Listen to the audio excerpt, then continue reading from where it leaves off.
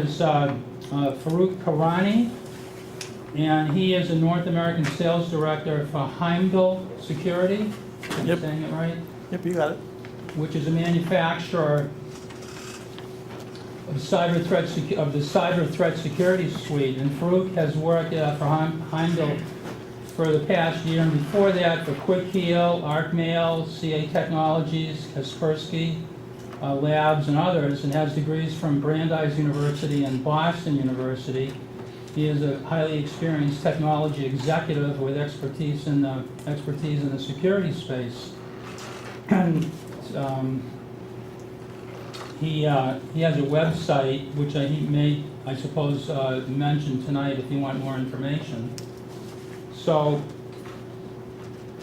he will be talking about why you need to have multiple distinct layers of security, including exploit management, DNS, and traffic-based malware filtering, and next generation antivirus to protect your endpoints and servers, since one layer is not enough. So that's his general topic for tonight. And it gives me great pleasure to introduce to you Farokh. Thank you so much. Thank you. So I appreciate the opportunity to speak. Great. So again, I very much appreciate the introduction, and I'm here to talk about cybersecurity, and again, why you need to have multiple layers of security, and what you need to be conscious of, and how hackers get into your PCs, and how you can prevent that. Now keep in mind, while I'm not an engineer, I'm hoping to not make this talk too technical, but to give you information to take back and give you some thought processes on seeing if you're following best practices. So with that, let me introduce Heimdal to you. So who is Heimdal Security? I'm sure till you got the email about this meeting, most of you have not heard of Heimdal Security, right? Right. Hey, so we're actually a European company.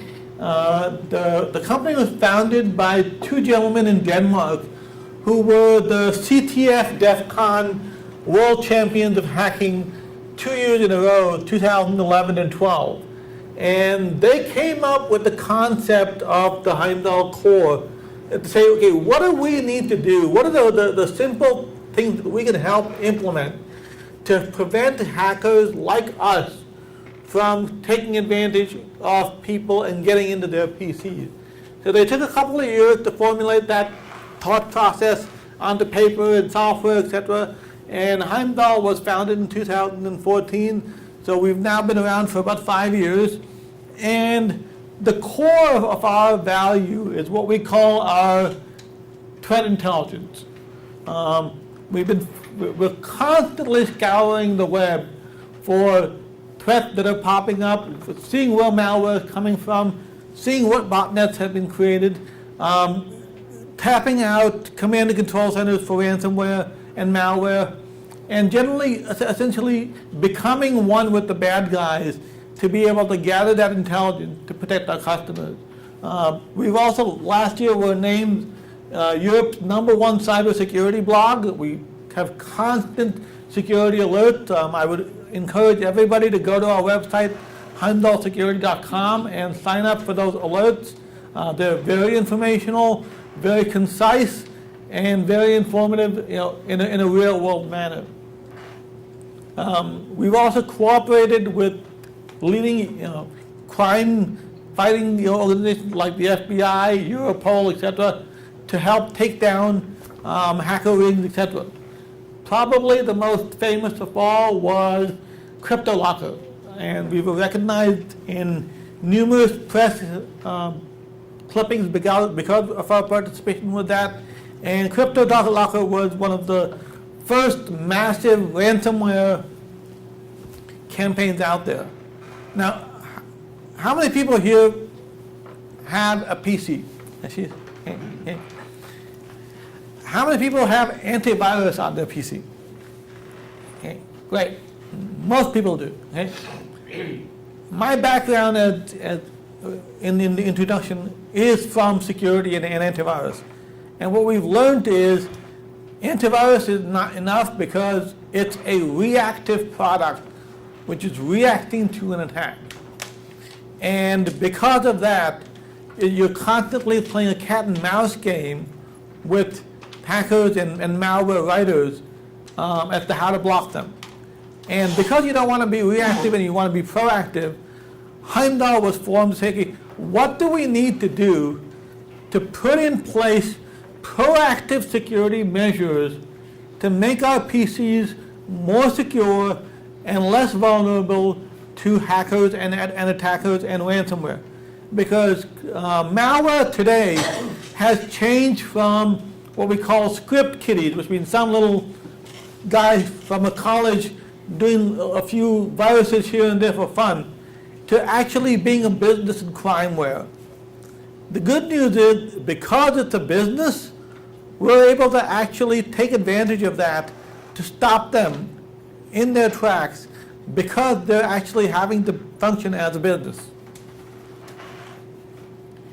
Now, Heimdal's core product, which we've had for the last 4 years, which is our leading product, it used to be called Heimdal Corp.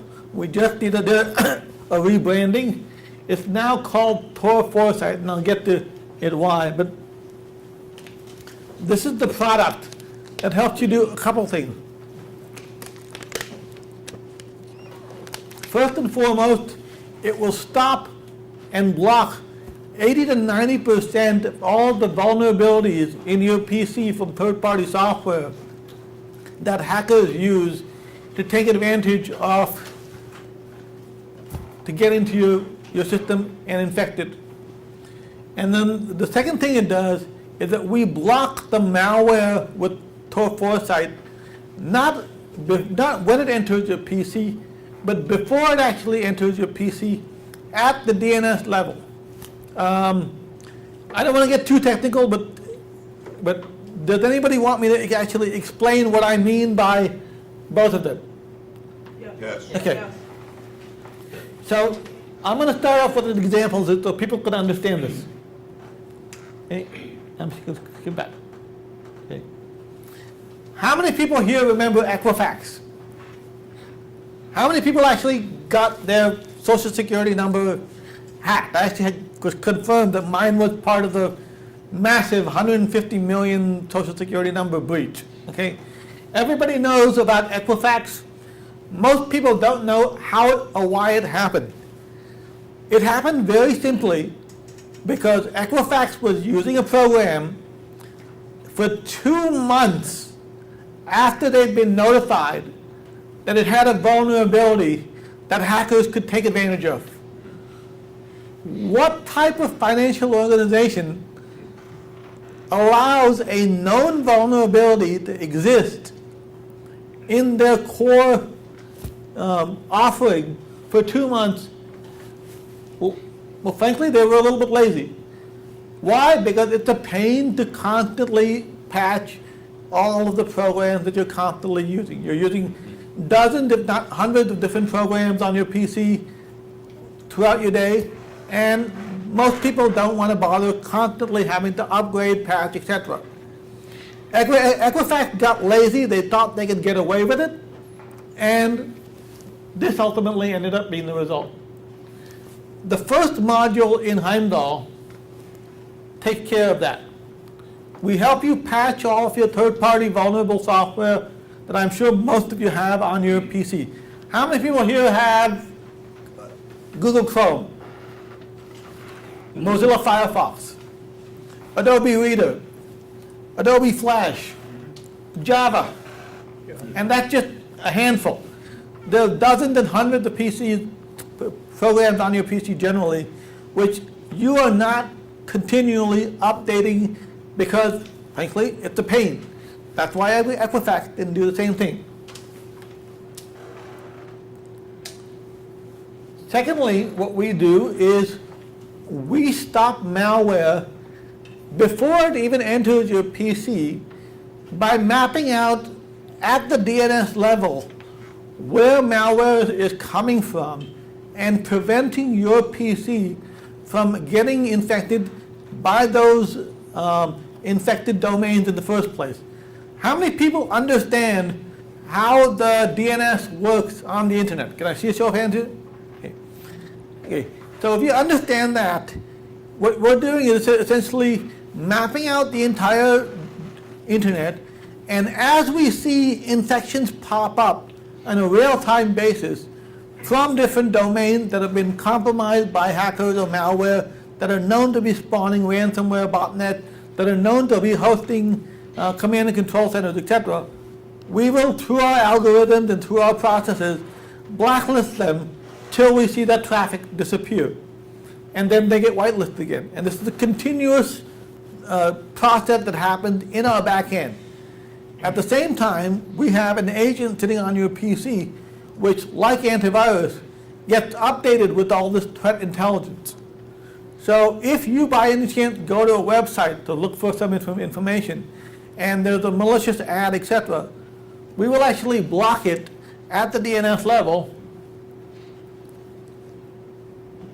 which most antivirus, when these new threats emerge, and this is from Google's Virus Total, by the way, are not able to catch emerging threats, okay? Usually antivirus is reactive. We had one case where we had a customer, they had a piece of ransomware come down, and for 4 days, their antivirus was unable to recognize the ransomware, but because they had Heimdal on their system, we were able to keep the ransomware at bay by preventing it from connecting to its command and control center, therefore preventing it from executing fully and preventing that PC from getting infected. Does everybody understand the process of how ransomware works? Who doesn't? Does not? I'm sorry? You're asking who does not? Yeah, who does?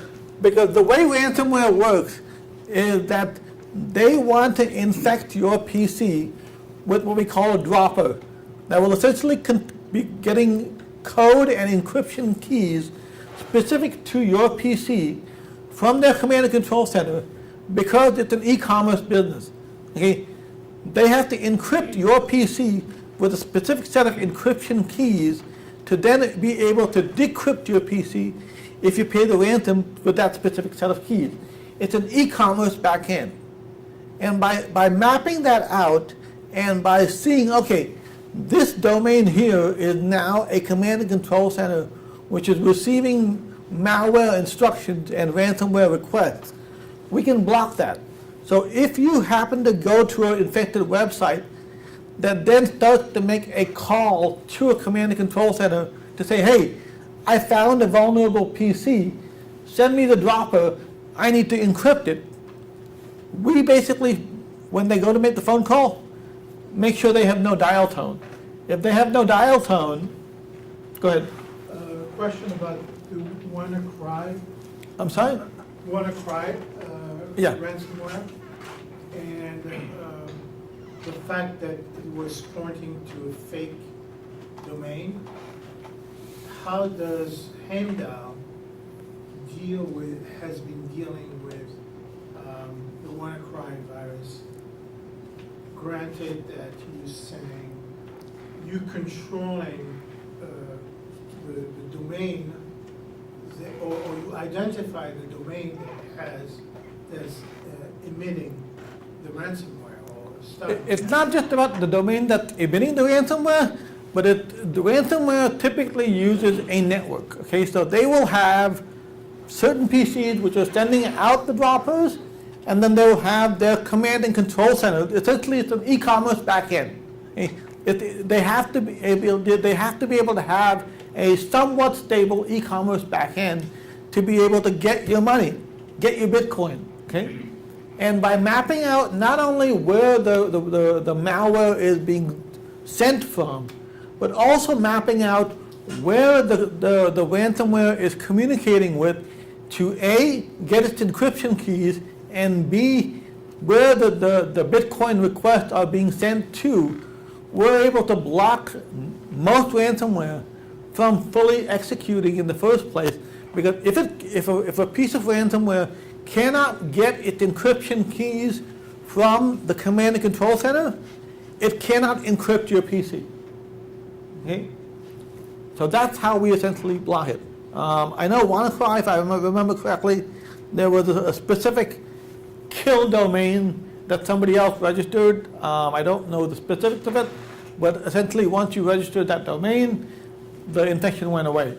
But that was a kill switch, which is very separate from the standard operating procedure of, okay, we're going to have a certain set of botnets that are going to be sending out the malware or hosting the malicious stuff, and we're going to have separate domains for hosting the encryption keys and for receiving the ransom. And if you're able to block it at either of those points, you've essentially blocked the ransomware. And again, we've seen time after time where malware gets through traditional antivirus where we've been able to stop it. And we do it with these 3 layers of technology. What we call dark layer guard and vector N comprise of our network-based, traffic-based malware filter. These 2 technologies working together sit at the DNS level and are constantly being updated with threat intelligence. So as you're going to all your websites, etc., we're analyzing all of your network traffic in real time, seeing is it potentially malicious, allowing 90 to 95% of your traffic through, and then analyzing 2 to 5% typically to say, hey, this might be malicious, let's confirm it against our cloud database of constantly updated threats going forward. And that way we basically filter all of your traffic going through each individual PC. And Heimdal works at the PC level. There are similar products to Dark Layer Guard and Vector N, but they operate at the firewall level. How many people here have heard of a product called Cisco's Umbrella or OpenDNS product? Okay. That does something similar to Dark Layer Guard, except that operates only at the firewall level. Now that's great if, and only if, you never take a PC out of your corporate environment. How many people here have laptops? Okay? So I'm guessing that you don't just leave it on your desk. You take it out. You use it from a Wi-Fi spot. You go to the library. You go to an airport. I have a laptop. By keeping it on the PC and not at the firewall level, you're ensured that your protection is on 24/7 no matter what. And by having it at the PC level, you're also able to take advantage of Vector N, which is able to drill down at the process level to identify threats like, for example, crypto mining. How many people are familiar with the term crypto mining? Okay. Crypto mining is when a piece of malicious code is running on your PC. It's not doing anything to harm your PC, except it's taking up your PC's CPU resources to mine for cryptocurrency, all the new ones out there, etc. And it's using a little bit of your PC's processing power, constantly slowing it down, and constantly sending results from your PC to this mining command and control center. Something operating at the firewall level is not able to recognize that a certain process on your PC is communicating with a known command and control center that's hosting a crypto miner. But by having it at the PC level, we're able to identify crypto miners on your PC, stop them and block them from accessing your PC. And last but not least, the exploit management, and I'm going to go through this here. Take care of all of those vulnerable applications. How many people here update all of your applications on your PC at least once a week? Okay. If you're not doing that, how many people update all your applications on all your PCs at least once a month? Okay. I see a couple of maybes. Okay. Sometimes Java updates 2 to 3 times a week because they found the bug and they update it. Okay. Most of us don't want to do that. Most PC administrators don't want to do that. And by having all these vulnerable applications on your PC, you're exposing yourself to the same level of threat that Equifax exposed them to, and basically saying, you know what? I don't have the time to do this. I'm going to be lazy, and I don't think I'm going to get hit. Equifax took a gamble and lost. And they took a gamble with our social security numbers. Most of our customers don't want to take that gamble with their corporate data, which is why they implement Heimdal on top of their antivirus.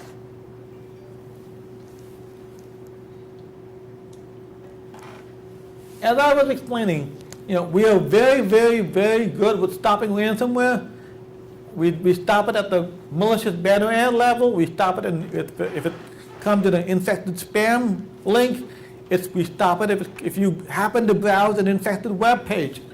We stop it if you happen to click on a malicious email attachment that you get from a friend of yours because they're infected and they're now spreading ransomware. You might want to touch on the process of your updating of the updates, in the sense of many here, when they think of that process, it means that every time you update, if it's 3 times a day or 3 times a week, you got to stop your computer, bring it down and bring it up. Your system does not require that. No, so what we do, and Russ, thank you very much for bringing that up. All of our updates, as Russ very kindly pointed out, and this is very importantly because, again, the reason people don't update is because it's a pain, you have to stop what you're doing. All the updating by Heimdal is done in the background, silently, with no user intervention, by policy, and with no restarts. Okay?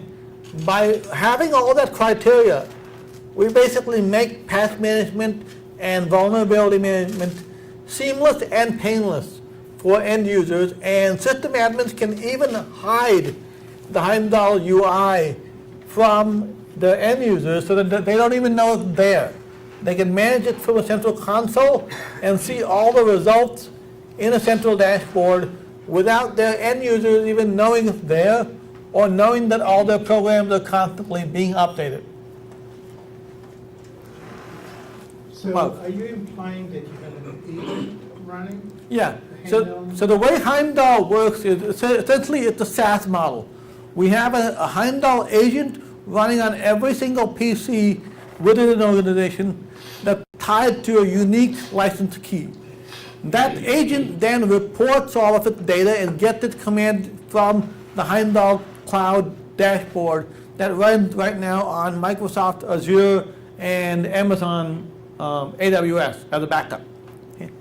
So, go ahead. So the other side of the coin is that as soon as you have an agent running,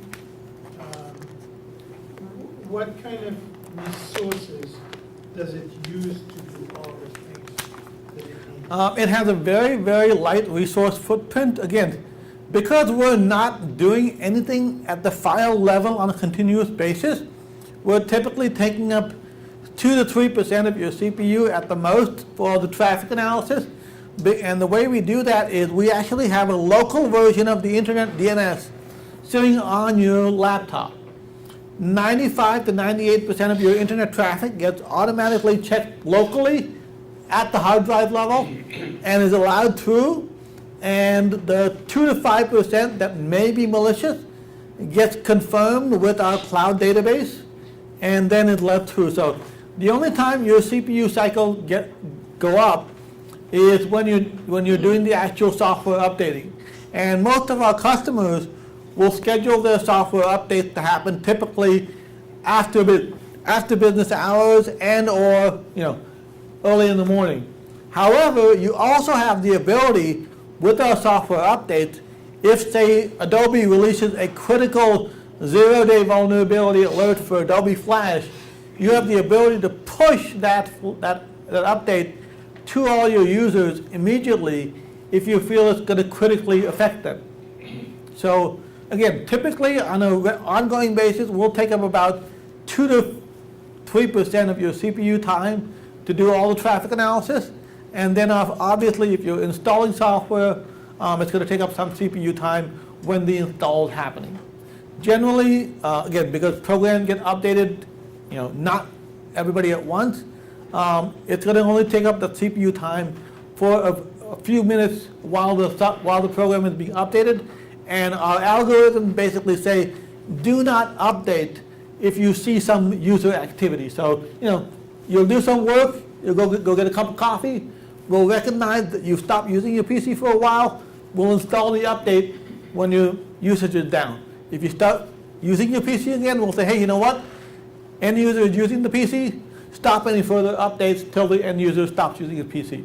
So we try to be as unintrusive as possible, and most of our customers are very happy with that. Now, last but not least, and I won't get too much into this, we had a lot of customers who, again, until very recently, we would run on top of any Windows PC and any antivirus. And typically customers would come to us because they were not happy with the protection provided by the antivirus alone. And many a time they'd say, hey, you know what? Can you guys help me replace my antivirus? And we'd say, nope, we can just protect you from what your antivirus can't.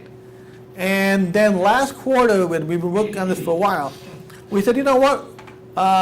Customers need to also have the most modern next-gen antivirus out there as well. For those customers who want it, we've now introduced our own optional, mind you, but highly recommended next-gen AV, which we call Tor Vigilance.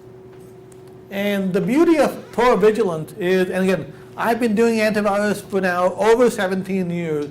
We not only do the standard stuff that antivirus does, which is local file and signature scanning and registry scanning, but we do full process whitelisting and cloud sandboxing.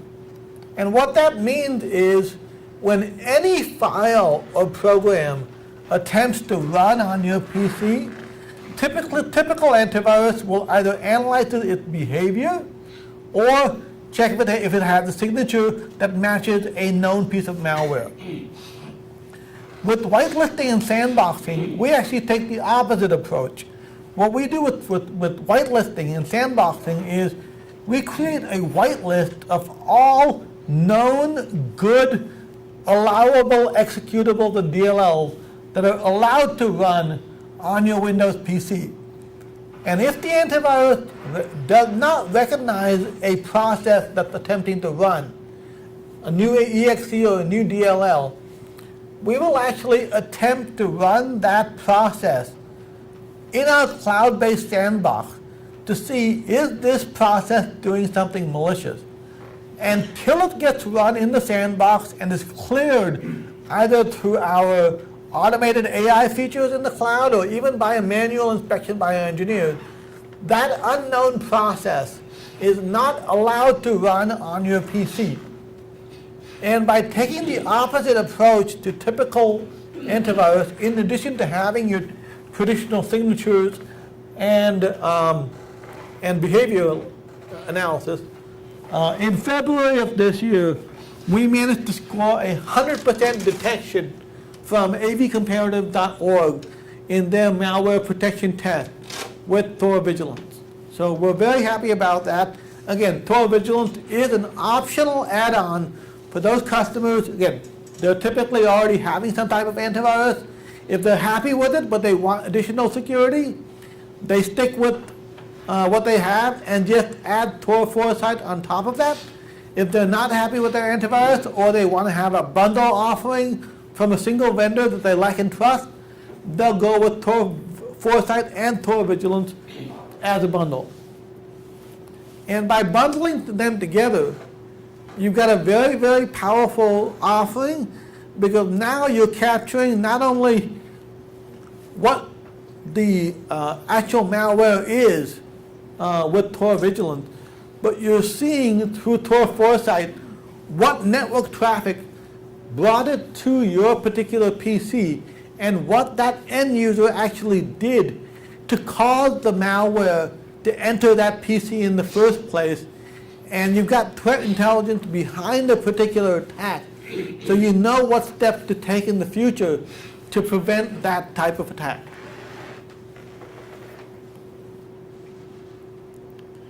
From a technical standpoint, we've got a full cloud-based dashboard where you can manage everything from a single pane of a browser. It works with almost any browser out there.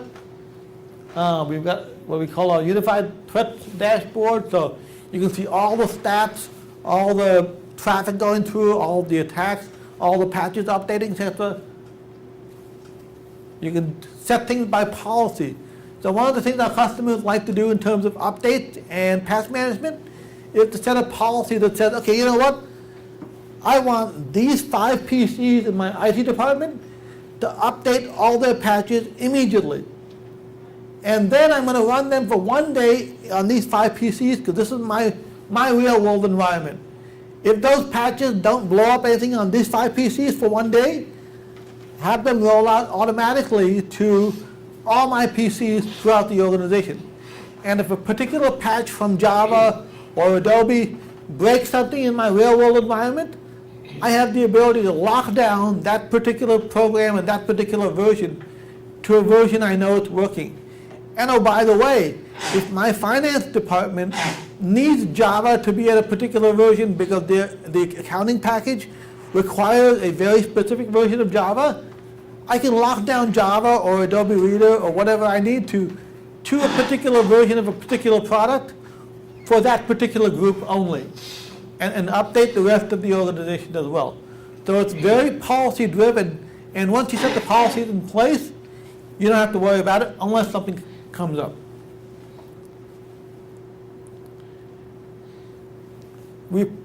Our closest competitor, especially at the malware prevention level, is a company called Malwarebytes. They're pretty famous out there. They're probably now at a $100 million run rate. With Tor Vigilance and Tor Foresight, we do much more than them now, and we're probably about 30% less in terms of cost. A couple of examples and reference customers that you might be interested in. Idaho State Department of Agriculture is one of our newest reference clients. They just came on board. They're using Tor Foresight on top of their existing AV. Heard County, Georgia is using us for patch management as well. Boreal Transport is also using us for patch management.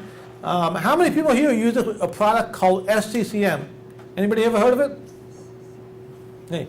Well, Heimdal works very, very well with SCCM, where we automate a lot of the patch management that SCCM requires you to do manually, and it saves administrators a ton of time and money when they put it in place. I think that is, in my view, a very important point to really sit on, the saving of time and money. Yep. Because with the frequency of the updates that are being required today, that it's becoming more and more of a labor burden. to Oh, definitely, departments. definitely. And with this kind of a product, you automate it without having to restart, like I mentioned Yeah. before. Donegal County Council had 3 people doing their patch management on a regular basis for their 900 endpoint that they were managing. By putting Heimdal in place, they were able to reallocate those resources within their IT department to have them take care of other more critical tasks, because it no longer took up 3 people managing their update process. So you're able to use more of what you have by having people do more productive things than constantly update patches, download patches, put it into SCCM, send it out, etc. Again, time is money. We save you both. If you look at SCCM, does SCCM do patch update? Is it kind of? SCCM allows you to do patch updates, but it's a manual process. Okay, and so SCCM is very, very good if you're updating, say, a particular enterprise app from version 8 to version 9, and you want to make sure all of your desktops have that. Okay? That's great, because that's the manual process. You take the MSI, you make sure it has your license key, and then you push it out over SCCM to your entire organization. That's great. That's what SCCM is meant to do. Using SCCM to manually update the 100 top most used apps on your PC, like Adobe, Flash, Java, Reader, Chrome, Firefox, Dropbox, etc., on a continuous basis is extremely manual and cumbersome and time-consuming. It's something that is not recommended. It's something that is a waste of time and money. And again, almost any customer that's using SCCM right now for patch management, if they don't have something like Heimdal in place, it is incumbent on them to put something in place, because they're paying their IT guys a ton of money to do a lot of manual work when they could be doing far more productive things than manual patch management. Again, and last but not least, Cunningham Butler, who's one of the top 50 insurance brokers in the US, have us deployed on over 1,000 PCs throughout North America to be able to make sure that all their agents, all their brokers, etc., have all their PCs updated and up to date and non-vulnerable. Thank you guys. Any questions? And I'm happy, as I mentioned in the email that everybody got, to give anybody here who would like it a free home user version of our Heimdal agent. It's called Heimdal Pro. It will do the same thing on your individual PC as Tor Foresight does for our corporate customers. It will block all the malware at the DNS level, and it will keep your PC fully up to date from all the programs that you use on your PC. Any questions? Yeah, I have a question, which is the free copy that you're offering, is that, or your product in general, is it, I assume it's compatible with the Norton antivirus? Yeah. Things like that? So Heimdal Pro and Tor Foresight work with pretty much any antivirus out there. There is not one established AV out there on the market that we have not tested Heimdal Pro and Tor Foresight with that we do not work with. Now, if somebody comes up with some unknown thing that does something very, very weird, we don't guarantee it, but we've tested it with every single major and minor AV. Again, there's a lot of European AV companies out there, and there's not one that does not work with. I have the Heimdal, this particular home product you're talking about, running on my system at the office. And I have both Malwarebytes and eSync on my system, and it works completely compatible. Did you have a question? This is a local client that's installed on the computer? Yeah, so Heimdal, again, as I mentioned, the way we work is we install a local client on your PC to make sure it's running 24/7, even when it's out of your corporate environment. If you're running the Pro, you have a local UI, to do all the management. If you're running Tor Foresight, you have the option as the system admin to allow and enable a local GUI, or you can even choose to hide the local GUI from the end user and have all the controls and feedback only visible to you in the cloud dashboard, so your end user doesn't even know it's there. But the Heimdal Pro that we're offering as a compliment for your time to come here is a single agent that runs on your PC. So if anybody, You have something like Communicate Pro, which is really good. I'm sorry? Communicate Pro, which is written in Russia. It's a mail server and zip server, and one chassis gives you hundreds of thousands or even millions of subscribers theoretically. But it does some of its own DNS servers of its choice, not necessarily what the rest of the machine's running under. It runs as a server. It's used by major I've schools. heard of the product. It's used by schools because they get amazing discounts, but it's used Yeah. by some of our government agencies, and yet it's a Russian product. Usually in a corporate environment, our engineers are able to work with any of our corporate customers to whitelist or blacklist anything that needs to be done. So typically, again, because we're running at the PC level, I'm guessing Communicate Pro runs on a Windows server. Back when that many operating, it ran on over 30 separate operating systems. Right. You know, a lot of them So, don't exist anymore. Again, unless you've got Heimdal installed on that particular PC, I don't see an issue, happening, and we can always whitelist or blacklist any IP or DNS that needs to be done to allow the traffic to flow freely. What's the pricing for the product? Well, typically, Or you just take it? well, the retail price on Heimdal Pro is $44. What time period? I'm sorry? What time period? For 1 year, we have obviously our online special that we're offering to customers, and then our corporate version, typically for a corporate client with say 500 users, it's about say $15, $20 a year, depending on whether you go for a 1, 3, or 5 year license, and then we obviously grow from to our largest customer is about 15,000 users. If you're a small company, you're probably looking at about, say, $20 to $30 a user, depending on, again, what level of subscription you buy.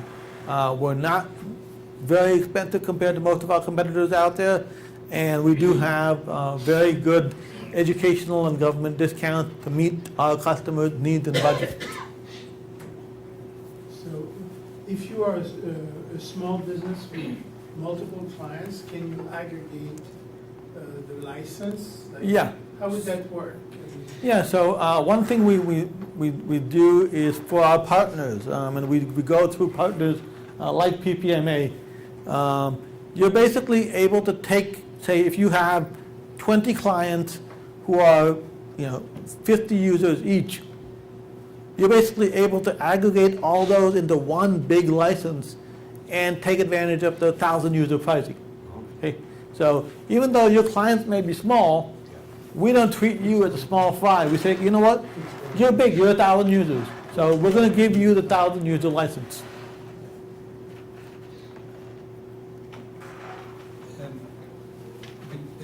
Every time you say a PC, you're talking about it only runs on a Windows machine, right? Yeah, right now we currently run on Windows. We are planning to have a Mac version in the next 3 to 6 months, but right now we're currently running only on Windows.